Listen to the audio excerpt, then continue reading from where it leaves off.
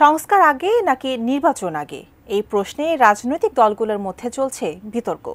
এমন পরিস্থিতিতে ডিসেম্বরের মধ্যে জাতীয় নির্বাচনের প্রস্তুতি নেওয়ার কথা বলা হয়েছে অন্তর্বর্তী সরকারের পক্ষ থেকে। তবে প্রশ্ন হচ্ছে নির্বাচনের জন্য ইলেকশন কমিশন কতটুকু প্রস্তুত।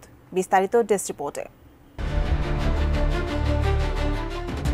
চলতি বছরের ডিসেম্বরে জাতীয় সংসদ নির্বাচন করতে চায় অন্তর্বর্তী সরকার, যার জন্য ইতোমধ্যেই প্রাথমিক কিছু প্রস্তুতির কাজ শুরু করেছে নির্বাচন কমিশন বা ইসি। এমনই খবর উঠে এসছে দেশের একাধিক গণমাধ্যমে, যেখানে বলা হয়েছে কোনো কারণে ডিসেম্বরের নির্বাচন সম্ভব না হলে তা বড়জোর মাসখানেক পেছানো হতে পারে।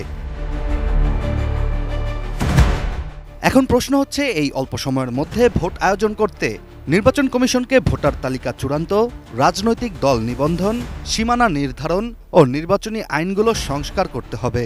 কিন্তু সংস্কার কমিশনের প্রস্তাব চূড়ান্ত না হওয়া পর্যন্ত নির্বাচনী আইন ও বিধান পরিবর্তনের কাজ শুরু করতে পারছে না ইসি। তবে এখন আগের কিছু আইন মেনেই নির্বাচন আয়োজনের দিকে এগোচ্ছে নির্বাচন কমিশন। শেকড় থেকে শিখরে। ক্ষমতাচ্যুত আওয়ামী লীগ সরকার ও পলাতক সাবেক প্রধানমন্ত্রী শেখ হাসিনার ১৫ বছরের শাসনামলে সবচেয়ে বেশি প্রশ্নবিদ্ধ হয়েছিল নির্বাচন কমিশন। ফলে এই নির্বাচন ব্যবস্থা ও কমিশনকে দায়মুক্ত এবং বিতর্কমুক্ত রাখতেই অন্তর্বর্তী সরকার একাধিক সংস্কার কমিশন গঠন করেছে। এদিকে জেলা উপজেলায় নির্বাচিত জনপ্রতিনিধি না থাকায় জাতীয় নির্বাচনের আগে স্থানীয় সরকার নির্বাচন আয়োজন করার বিষয়েও ভাবছে অন্তর্বর্তীকালীন সরকার। তবে তা নিয়ে বিভিন্ন রাজনৈতিক দলের দ্বিমত রয়েছে।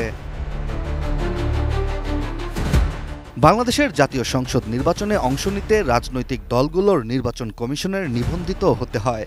আর বর্তমানে ইসিতে নিবন্ধিত রাজনৈতিক দলের সংখ্যা রয়েছে ৪৯টি। তবে আগামী নির্বাচনের আগে খুব শীঘ্রই রাজনৈতিক দল নিবন্ধনের গণবিজ্ঞপ্তিও জারি করতে হবে নির্বাচন কমিশনকে। এই প্রাথমিক কাজ শেষ করতেও নির্বাচন কমিশনের প্রয়োজন হবে অন্তত ৬ মাস।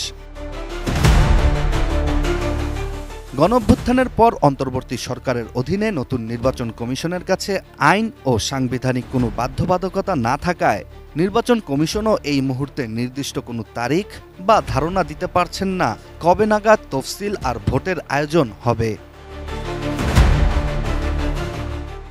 Ishtiaq Hossain, ATN news.